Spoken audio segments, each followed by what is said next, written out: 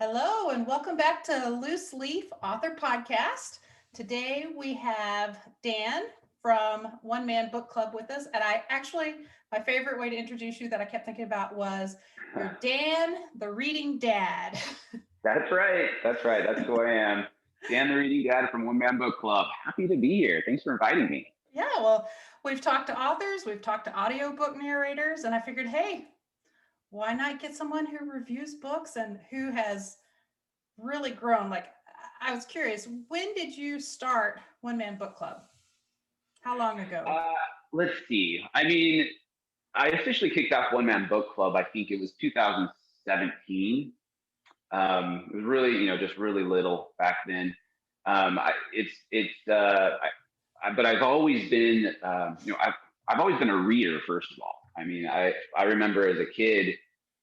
I remember in second grade exactly where I still to this day remember exactly where on the shelf in the library of my second grade elementary school where the boxcar children books were shelved. That's wonderful. Yeah, that was my first,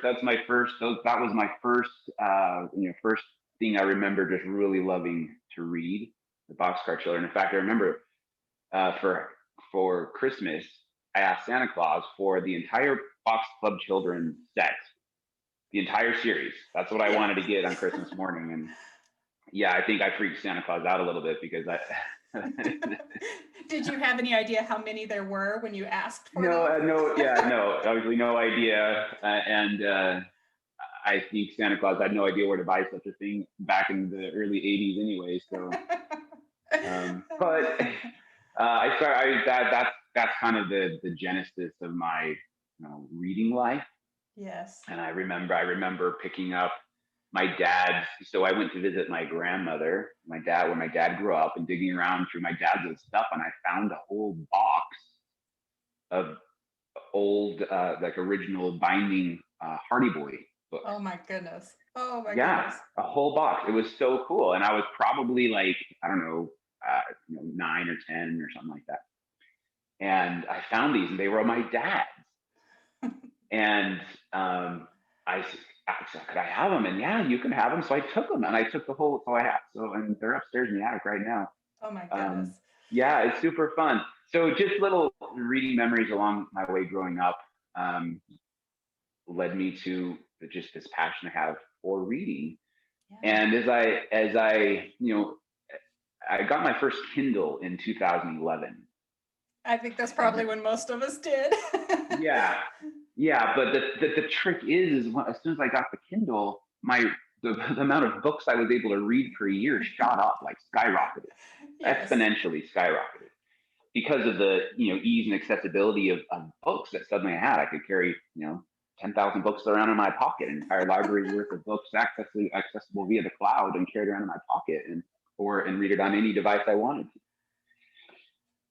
So as I read more and more, I wanted to share what I was reading, and so friends would ask me start asking me for advice, and hey, what book should I read next? And of course, I love to talk about it, and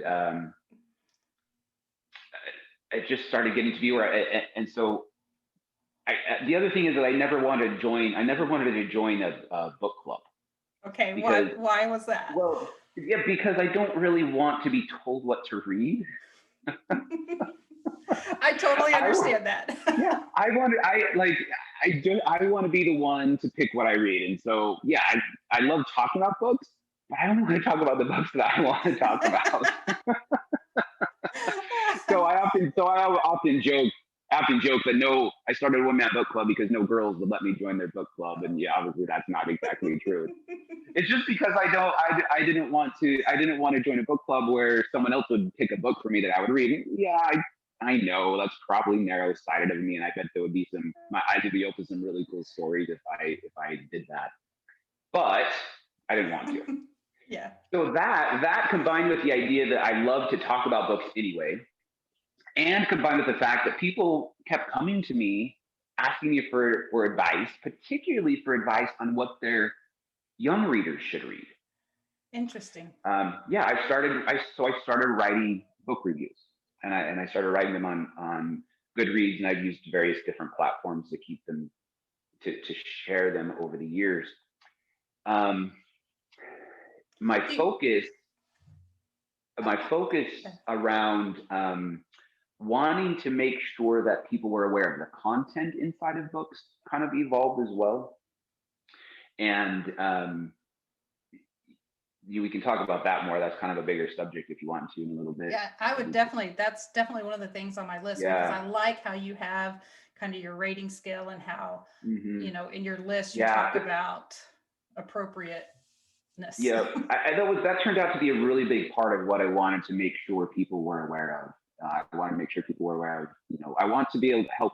I'm not like a censorer or anything like that. I don't mind the content that's in the books. I just want parents to be aware of what their kids are reading so that they can have appropriate conversations with their kids. And Right. also there's discerning adults who also want to be aware of what's in the books without being surprised.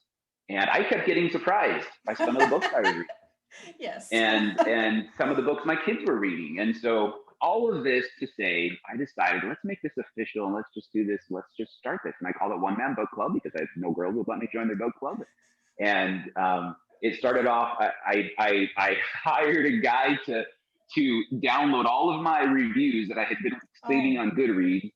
I hired a guy to write a thing that would download them all from Goodreads, which actually downloading an export from Goodreads is easy. It's the importing up to WordPress, a okay. blog that was the challenge. So I hired somebody to help me upload all of them to WordPress. Paid him $50 or something like that, and Nice. got my whole backlog of reviews up onto WordPress back in 2017. And yeah, I guess kind of the rest is history. I mean, since then, I add, I read like, around 80 books a year. I review every single one. So I'm adding nearly 100 reviews a year to the blog. There's over 1,000 books and authors represented out there right now. And, I've expanded to put conversations on Facebook, and I'm posting daily funny book memes on One Man Book Club on Instagram and Twitter and my Facebook page, and we do weekly book reviews on YouTube, video book reviews on YouTube, and yeah, I'm pretty much everywhere, and people seem to be enjoying what they're seeing. I mean, we're a pretty tight knit community, as you know, Charity, in this Yes. book lovers world. And I think the idea that there is a resource for parents and other discerning readers to find out what's in the books without being surprised by them, I think there's a need for that. And so that's kind of where One Man Book Club started, and what my goal is, and what we did. Well, I love that you don't read just one genre. It seems like you read wide, kind of whatever comes to you that you're like, hey, sounds good. And Yeah. I wonder, do you have favorites, or are there some that you just definitely don't enjoy? Because I Genre like wise, that. Yes, genre. yeah, genre wise, yeah. I try to be really broad in what I read. Now, I often joke, and I have some close book friends online that I have, and you'll often hear me say that romance novels are barf. And But I know you've read some. but see, that's the thing. So there's a distinction. So I am a broad reader. I don't love to read, but I won't read a book if I know it is about cancer. I won't read a book if I know it involves children getting hurt. Those are two things that Yes. I'll stay away from. And I don't really love zombie books. They're kind of gross, although I have enjoyed a couple of them, like The Girl with All the Gifts is a great zombie book that I've actually enjoyed. And romance novels. So romance, let me just make sure this is clear. I have read romance and enjoyed books that are about people falling in love. When I say romance novels that are barf, I'm talking about, usually you can tell what they are because they'll have a shirtless guy on the cover. Yes. Those are the Yes. kind, those are the kind that I'm not so interested in. But if there is, in fact, I love romance in a book, because when you have romance in a story, that creates a depth of emotion to a relationship that you don't find anywhere else. So romance in stories is absolutely a must if you're going to have a book that reaches into people's hearts and just grabs them and hold on. So Yeah. I say romance is bark only in joking, and I have in my mind pictures of guys without shirts on the cover. I'll stay away from those ones. I But if think there's story, it sounds like because you like the relationship part, and some books yeah, it's just about the physical and there's no actual meaning that's or right. relationship. I always say, if it's a story with the romance in it, I'm all for it. If it's just a book about a romance, maybe not so much. Yeah. That's Totally kind of understand. where I draw the line. But you're right. I do try to read broadly. I tend to read more fiction than nonfiction, because the reason I read personally is because I want to. I am a busy guy. I've got 6 kids, and I coach sports teams, and I teach early morning Bible studies, and I serve in my community and at church, and I hold a full time job, and um, I just don't have. I'm booked. That's a nice pun, isn't it? I see what you did I'm there. I'm I'm booked, but I read so I can. It's my me time. It's my downtime. It's the time when I can relax my brain. Yeah. And so I tend to stay more towards fiction than nonfiction because I don't want to have to think too much Right. when I Right. read. Does that It's make your sense? escape. Yeah. Yeah. And it's interesting. I don't necessarily like the word escape. I know why you said it, because that's just Yes. what we say. But I'm Yes. intentional when I say I don't want to escape, because I don't have anything to escape from. Right. Life is good. But yeah, life is great. I just like the books help me decompress, and they help me ground myself, because I give and I give and I give to all of these other elements in my life, Yeah. and I use books as a way to keep myself grounded. And that's how I talk about it anyway. So I I love deliberately that. don't say I use them as an escape, but I do know why you said it. I understand. I love the way you phrase that though. I'm gonna remember that and change my wording. Yeah, because Finding there's it's a nothing to little better. escape from. Life is good. I don't need to escape from my life. Yeah. I just want to stay. I just need time to like remove the stresses, remove the things going on, and just have something that's for me. And that's what books are for me. I love it. Well, I know growing up, they were always my best friend as well. Hmm. So let's revisit real quick this Dan the reading dad. I'm just assuming this means you read to your kids a lot, like out loud, bedtimes, just. Well, it's yes, it's that. It's also the fact that I'm a dad and I read. Yeah. And a lot of people will say that they don't have time to read because their life is too full. And guess what? I read a lot of books, but I'm also a great dad. Yeah. It involves. It also means that I do spend a lot of time reading with my kids, and And one of the encouraging them to read. yeah, and encouraging them. One of the biggest challenges I have in my mind is I love to read, and I love to read as a kid. But I've got 6 kids that are all 6 pretty reluctant readers, and it's crazy to me. And I try to balance my pushing it on them versus helping them find a passion for it on their own. And that's something that I struggle with personally. But there's been some pretty good success stories, and I've got one of my kids is enjoys reading more than the others, and that's a lot of fun. And we have a lot of fun talking about the books that they're reading. And my older kids spend a lot more time reading college textbooks or Instagram than books Yeah. sometimes. But I still they still will get involved in a book sometimes that we can talk about. And anyway, so that's part of Dan the reading daddy. I've got kids and I read to them. You're right. Especially the younger kids that can't escape, but still like it when I read to them. Um, Yes. I do. We are always reading a book together. Right now, we're reading The Wild Robot by Peter Brown, which this is my third time reading that book. Which, oh my goodness, that is one of the books I just love and cherish more than any other stories. It's The Wild Robot by Peter Brown, and if you wanted to check it out, I highly recommend it.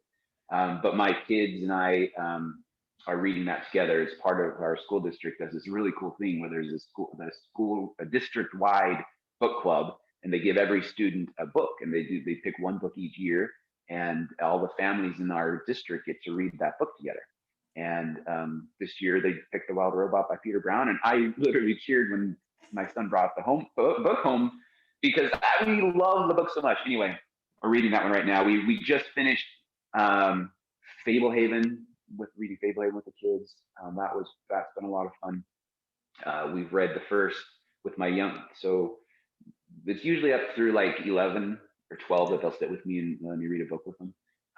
With that group, we've read up through book 4 of Harry Potter.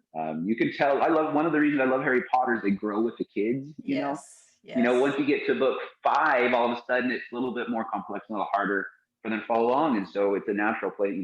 We started it, they weren't able to keep up. They weren't as interested. So we pushed Yeah. pause and we'll revisit Harry Potter later. But yeah, we're always reading books together. And one of the things I am an advocate of and I highly support is the idea that parents should be reading to their kids. Because it not only creates a bonding time for kids and parents, and some of our happiest memories are reading books together, but also because it develops the kids into readers. And while I say that my kids are reluctant readers, they are all pretty well read thanks to the books that we've read together. That we read together growing up as they were growing up. So yeah, I know that they have some good memories Good. of yeah. I love that. I know, I think I'd already mentioned that I moved a lot. Maybe I didn't. Maybe I was thinking it in my head, but I moved a lot when I was young. So I didn't become a reader until the 5th grade. And that was thanks to this great teacher with Summer of the Monkeys and Where the Red Fern Grows. And for the first time, I was like, oh my goodness, I think I did use the word escape because we generally moved from state to state in the middle of every school year. And so for me, books became those best friends that I could take with me Yeah. and keep. Hmm. And they were the safe, steady, I'm a rereader. I will reread the Hmm. same story over and over. And I think it's wonderful because my kids aren't necessarily readers either, but I think it's good that they see us reading and know Hmm. that, okay, there's a place I can go to relax, that I can learn things if they're into nonfiction. Yeah, yeah, I love it, and I love that you do. So I don't want to I love that you can escape with a book. Yeah. Some people need to be able to escape, Yeah. and that's Not super so much now important. that I'm an adult, but as a kid, definitely I Yeah, did. absolutely. And some kids may need an escape, and some people want to escape. The other thing about helping kids, especially teenagers, read is when they have to go take the college entrance exams like the ACT. Mm. They can study for math and they can study for English and they can Yeah. study for science, but there's not a lot of studying you can do for the reading portion of the ACT. Yeah. And unless I've seen my kids go through it, unless they have experienced reading, that reading comprehension stuff in ACT is really really hard. Yeah. And you kind of just have to be in the habit of reading in order to Yeah. be successful. Kind of build that reading muscle of Yeah. comprehension, like you said. Yep. Oh, Yep. that's wonderful. Okay, so let's talk about your rubric for how you rate these books and share what's in them. How did that come Yeah. Sure. about? Share it with us. I will provide links so people can visit the website and see it, but I'd like to get it from you. Yeah. So I mentioned before, I just didn't like being surprised when I read books, and it's really important to me that nobody feels like I'm making books with more grown up content negative. It's not negative. It's just Right.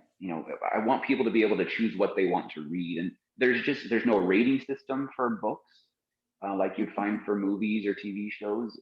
It's just really hit and miss, and like some examples. I love Percy Jackson. Yeah.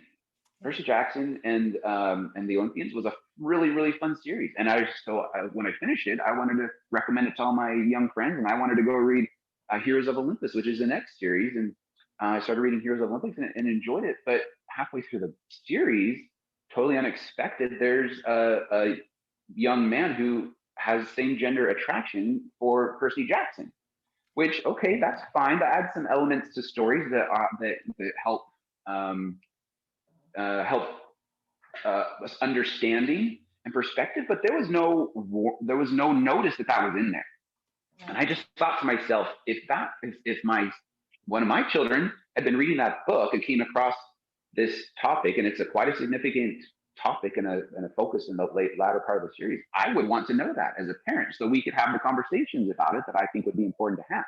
Yeah. But nothing from the publisher, nothing from the author. There's nothing that explains or lets parents know that that information is there. Yeah. The Throne of Glass series by Sarah J. Maas, super popular series among young. It's marketed towards young adults. It's YA teen, and it's marketed by Bloomsbury Teen, and you can find it in all of the high school libraries. And I picked it up and read it because it sounded like a lot of fun to me. I'm all about indie authors and authors that are self-promoting and just haven't been picked up. And I read Sarah Maas back when she was still publishing herself on the internet.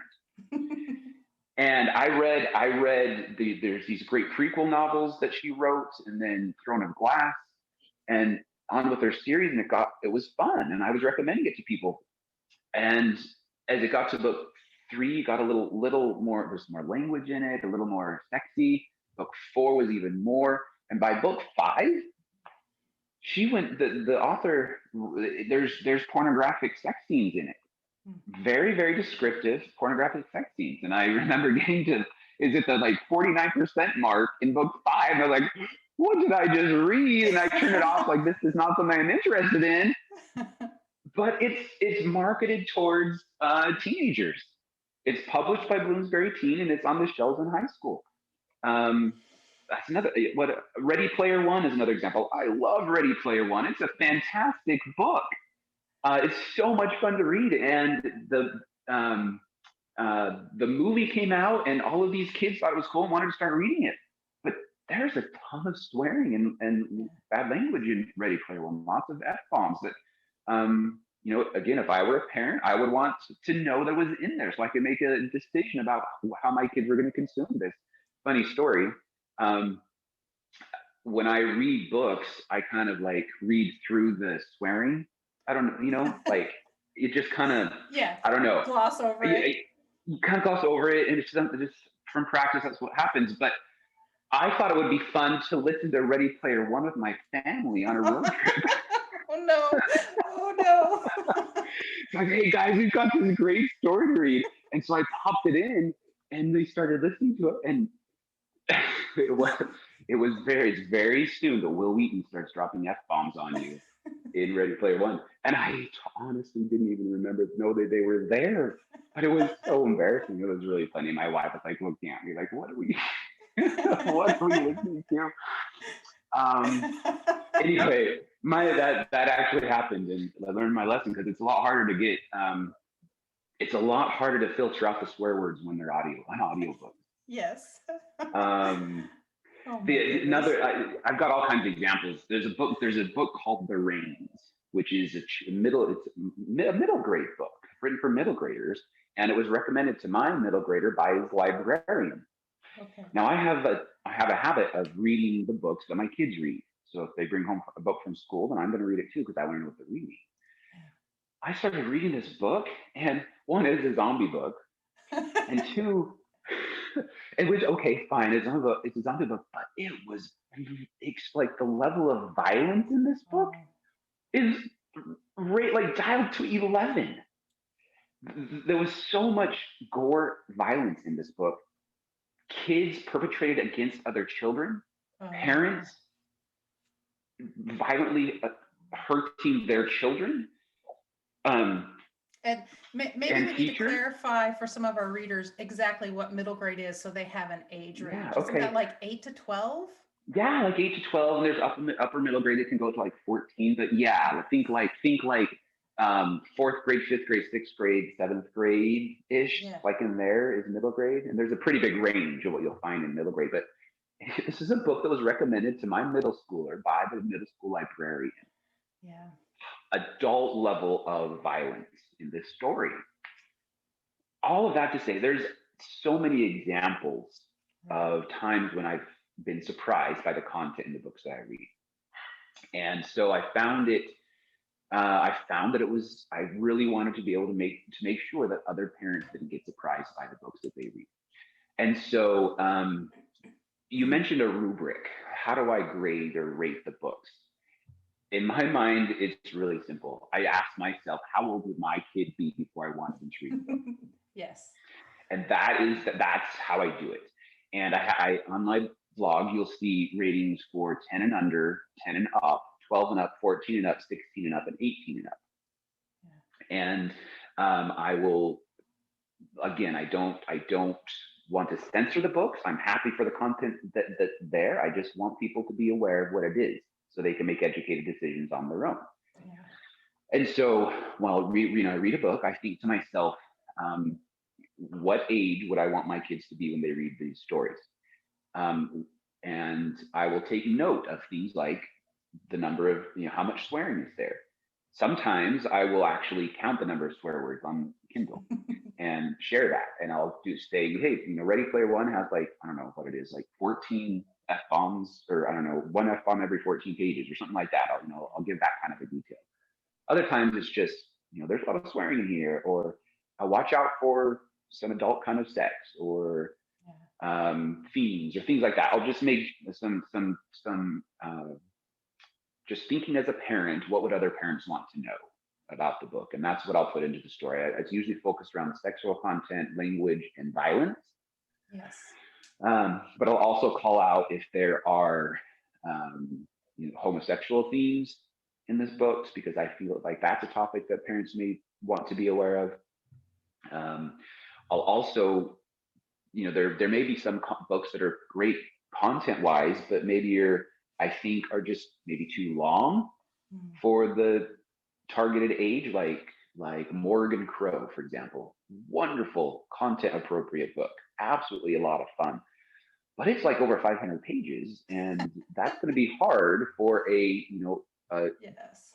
lower graded reader, like 10-year-old reader, to pick up and read that book. And so I want parents to just have the tools that they need to be able to make educated decisions. And I make those decisions, or I make those ratings just based off of my experience as a dad, and where would I want my kids to, how old would my kids be before I wanted them to read that book?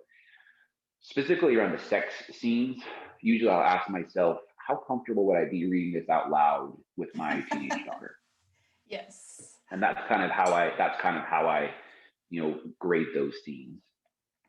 I love that you keep saying it's not a censorship, that you just want people to be aware. And I think kind of the unspoken thing is hoping that if parents are aware, they can have those conversations that you're talking about. If their children, if they're like, okay, I'm okay with my child reading this, but that they can have that conversation, because that's a relationship builder between parent and child. And it's That's also exactly how right. we build our society with, tolerance and love. And yeah, absolutely right. I'm an advocate for kids reading whatever they want, as long as the parents are comfortable with it. And I always tell my kids too, if they want to read a book with grown-up stuff, you have to be okay talking to me about it. And and that's why I do it. That's what it's all about. That's wonderful. I think it's a great tool, like you said, for parents out there, and I'm hoping that more people will find it. I know you've grown a lot. You said you're now pretty much anywhere people can find you, and I'm part of the book group on the Facebook group. Yep. And one of the things I like is people are actually very vocal. They are willing to share what they're reading. They're willing to come on and say, hey, I've got a 10-year-old. He's interested in dragons, for say, do you have books that you suggest? And people just come. I love the community that you're building. It's so fun. It's a lot of fun, because I finally have a place where I can talk about books. Yeah. As much as you want. As much as I want. yeah, it is. It's a blast. We're I always say the more people that come, the better conversations we can have. And everyone's welcome to come. Lurkers are welcome to lurk. Commenters are welcome to comment. And it's just a really, really fun place to be. There's there's a Facebook page of One Man Book Club, and that's where you can follow that page and get caught up in the latest book reviews, and I'll post the fun memes or other information. I usually often post ebook sales from Amazon there as well. You can see there's great information there. If you want to get engaged and have a conversation, then you want to join the Facebook group called Let's Talk Books by One Man Book Club, and it's affiliated with the page, but that's where we have a lot of fun conversation. Yeah, it's a lot of fun. If you like to talk about books and you want to come get some great book ideas, come join us over there. We have a really tight and fun community. And I know you've got the 2021 reading challenge that you've just I started. do, yeah. One of the things that I find so I often say that reading is fun, but helping others read is joy. Oh, That is yes. what really makes me happy. And so, as I thought about what kind of reading challenge I could sponsor for 2021, I came up with the idea of a Read Happier reading challenge because let's read happier. Let's elevate our reading game. And the premise is set a achievable goal. One, a couple of thoughts on achievable goals. You often want to set a stretch goal for things. I'm really going to stretch and try to stretch myself. I am an advocate of not having stretch goals for reading. I'm an advocate of having achievable goals for reading because there's nothing worse than it being like November and December and you're in the middle of a holiday rush and you're like, I really wanted to achieve my book reading goal, but I'm too busy. And that's why I'm just going to read, really short books that I don't care about to try to hit my reading Oh, goal. It's which kind of is not demotivating. reading happier. It's not reading happier. So set an achievable goal you know you can hit because the feeling of achieving a goal is fantastic. And then another element is to record or track your goal. So whatever method you want, you use Goodreads, use a notebook, use Excel, use whatever. There's several resources where you can actually track your reading. I use Goodreads, but track your reading goal. And then there's monthly check-ins where we report on our goal. If we need a kick in the pants, we can get a kick in the pants. We just need a pat on the back and have a pat on the back. But the third part, the part that really I think elevates the reading happier, is that I want everyone to share what they read and share their thoughts about the books that they read. And so I have created now share however you want. I would love it if you would share your book reviews with me because I can take those book reviews and post them on One Man Book Club and add them to the collection there. I consider One Man Book Club a resource for readers. And there's a database there that's searchable and that's categorized where you can go find books that are age and content appropriate with book reviews. And so I obviously cannot read every single book in the world, Right. but if we can get a group together who reads a lot of books and they share their reviews, we can cover a lot of ground that way. Yeah. So part of the Read Happier challenge for 2021 is share your book reviews with me. And a lot of people read without writing book reviews, and that's okay. But I think you'll read happier if you share. So Right. I've created a really easy template that people can use to answer a few book questions. And once you answer the questions, it's just 3 or 4 simple questions to talk about that prompts you to talk about your book, what you liked and what you didn't like, and what content did you find there. And then I can take that and post it onto the book One Man Book Club, and all of a sudden your book review is now archived for all of history and for people to find and help them find books that they're going to love, or maybe avoid books that they're going to hate. And see, as an author, I love that you are encouraging people to share what they're reading because most people don't. And, the way the world works for authors, they need those reviews. So I appreciate that. And I know last month I did 2 books, or You did. yeah, it was in You January. did. And what I loved is the email comes to me too. So everything that I sat and answered questions, I have, and I do write reviews and have quite a few posted on Amazon and Goodreads. But it's hard to kind of tell people it's really easy to write a review because it's not a book report like we Yeah. used to have to do in school. It's seriously just Yep. saying, I really enjoyed this. I'm not quite sure about this, but yeah, and it's as easy as that. And I Yeah. love your step by step questionnaire. It's Good. super I'm glad you easy. found it helpful. Yeah, I'm so glad you found it helpful. Yeah.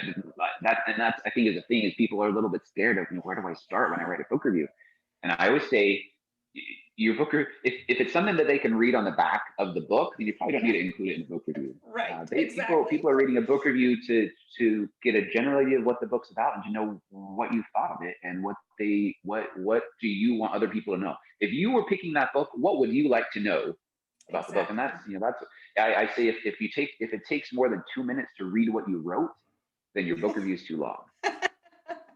Well, and I know personally, when I go looking for a book to read, I read the 2 and 3 star book reviews first. Yes. Yeah. because I'm Absolutely. looking for those are where I'm going to find there were explicit sex scenes because I don't want those. I'm like, okay, I'll pass.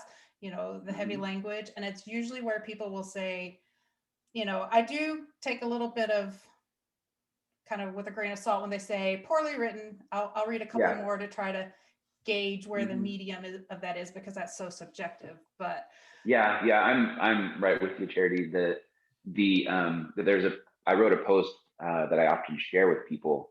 You can find it on One Man Book Club, but it's essentially 6 tips for picking books you'll love instead of books you're going to hate. yes, And yeah, so I am a good book picker. I have a lot of experience, and I rarely pick books that I don't like. And I have a specific method that I use to make sure I'm picking the books that I am going to like and not books that I'm going to hate. And one of them is looking at Goodreads and looking at Goodreads ratings. Also look at Amazon ratings, but I find that the Amazon ratings are a little more generous than the ratings on yes, Goodreads. And so I'll look at the ratings of Goodreads, and you're right. I will look at a couple positive reviews, but I found the biggest source of knowledge in the less positive reviews. yes, And I'll read a few of them, and if I see a pattern, then I can start getting a sense of, if the book is good for me or not. yeah, Yeah, what's my magic number on Goodreads is 3.7. If yeah. it's below 3.7, I usually won't read it. Yeah. And see, that's what I like about Goodreads is you do get those increments because, Amazon, it's a whole star or nothing. Yeah, And, you do get a little bit of points in the averaging, but um, I wish they yeah. had smaller increments because I made a kind of a rating system for when I do it. And then I use movie ratings for how clean they were. But my Hmm. rating, sometimes I'm like, it's not really a 4, but it's not really a three and a Yeah, half. It's not kind really of a a three three. point Yeah, seven kind of five, in the middle somewhere. and Yeah, trying to yeah. explain that. The other thing that I did was I found it necessary to define what my book to help me stay consistent in my ratings. And so Yeah, and you can find this on the blog too. I have what is the value of a star? I call yeah, it. And so I'll say if it's a 5 star, this is what it means to me, and yes, so on. Anyway, I found that's important. Another tip for picking books you're gonna love. This I tell the people all this all the time. If you see a series you want to read, look at the rating, look at the Goodreads rating of all the books in the series, yeah, and what you'll see is if so, imagine you pick a new series and you love it, you're going to go read the next book. But what happens if you don't like the next book? So if you're a series fan, you love the first book, don't like the second book, it's going to get a lower rating, right, yeah, and the third book, and so on. The ratings, the ratings of books, subsequent books in the series, are a much better indicator if you're going to like the book yeah, than just the rating from the first book. So, like Fablehaven, for example, the ratings get better with each book. So that the fifth book has wonderful rating, and the first book has a good one, but not as good as the last. And each book right, is subsequently better, meaning the fans liked what they read. But if you go look at like Divergent, for example, lots of people love the first book, but the ratings are nosediving in yeah, the subsequent books in the series. yeah. Divergent, by the way, I failed. I didn't take my own advice and read the series, and yeah, I mean, it deserved those awful ratings. Ugh, hate that, hate that series. I think that's But also yeah, indicates whether people continued reading because the yeah, ratings could hmm, go down because they lose interest. right, yep. And so, yeah, that's just another tip. If I see that a series has, you know, worsening ratings or reviews as the series goes on, I probably won't even start it. Yeah. It's all Yeah. about reading Save happier. your time. There's Save your time. there's plenty of books out there you're gonna love. You don't need to waste your time with books that you're not gonna like. Yes. Oh my goodness. Well, I know we're kind of winding down on our time, but I wanted to also give you the opportunity to share if there's anything else that you're just passionate about outside of reading that you just like, I want people to know about this. I have a lot of passions, but the one that I am most passionate about is reading. Yeah. And And so sharing. if there's a place that I focus my time outside of my family, it's in reading, and it's in helping people read. I'm an advocate of libraries. I'm an advocate of um, literacy programs. I'm an advocate of helping parents feel enabled to help their kids find books to read. I'm an advocate of helping people discover the books that they're going to love instead of getting stuck in books that they hate. If you need someone to tell you it's okay to stop reading a book, then consider this is it. You don't have to finish the book you don't like. So stop Right. reading it. It's okay. Yes. Go find People need to, something that makes you yeah, happy. go find something else. Find something that makes you happy. That's where my passion is about helping people discover books to read without being surprised by the content they find inside. Yeah. I love that. I really love that. Um, I'm going to make sure I've got a whole list of links that we will include in our notes so that people can find you wherever they are happy being, as well as I'll go get the links for this 6 tips for picking books because I think that's going to be Yeah, super helpful for people as sure. well Yeah, there's as another one out there I'll point you to too. That's okay. called 10 Tips from a Busy Dad: How to Read More Books. That's another good one that I think people might enjoy as Yeah. well. Wonderful. It's all about finding the time to read, and Yeah. really the big trick is to change your mindset about what reading is. A lot of times people say reading is, I don't have time to read. What they mean is I don't have an hour to devote to sitting down and zoning out and only spending time reading a book. Yeah. That's not what reading has to be. Reading is filling in your in between times. Yes. And And anyway, and we so there's make time to watch TV. How many yeah, hours a night do people that's watch right. TV? I It's think all it's about prayer. yeah, It's all exactly. Your about priorities. prioritizing. It's all about prioritizing. And anyway, that's another post that's out on the blog. I think that people will enjoy. Wonderful. Wonderful. Well, we're going to do that. And it's so funny because I was just thinking we like to sign off by saying keep writing or start writing, but I think it would be more appropriate this week to say keep Happy reading reading. or start reading. Yeah, yeah. And my sign off is happy reading. Happy Happy reading. reading. Yeah. I Yep. love Happy that. reading. I love Mhm. that. Well, Dan, thank you so much for being here. And I hope that you continue to have happy reading. Thank you, Cherry. Thanks for inviting me. It's been fun. We'll talk to you later. See you out on Facebook, I guess. Yes, we definitely will.